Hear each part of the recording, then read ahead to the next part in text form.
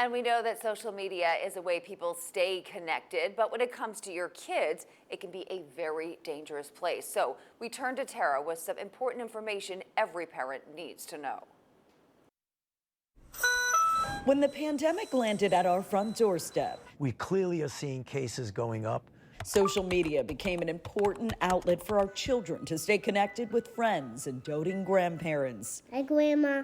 There's so many more social media platforms out there now. But more screen time means more risk, with cyberbullying, phishing attacks, and stranger dangers lurking almost everywhere online. As a federal prosecutor, I saw a lot of cases involving child predators online. They are master manipulators. Westchester District Attorney Mimi Roca, mother of two, along with her internet safety coordinator Laura Forbes, recently invited the Turn to Tara team to their offices to sound the alarm. We're seeing children as young as 9 and 10 years old getting into areas of the internet and getting into trouble. So what can you do to best protect your children?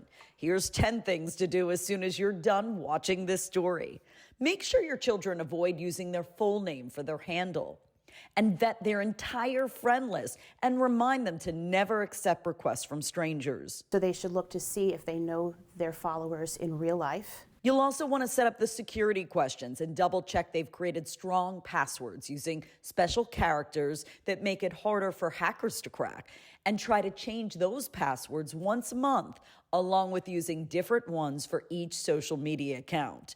Did you know there are also several new apps you can use to find out if a password has made its way to the dark web?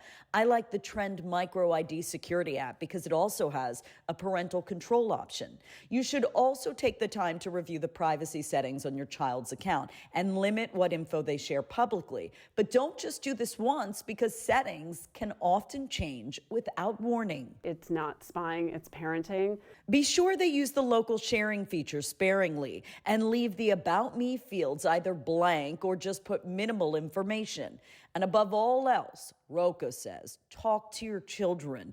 Teach them to think before they post. We need our kids to be skeptical so that they know the warning signs. It is a reality of our kids' lives, and we have to try to keep them as safe as possible. Tara Rosenblum, News 12.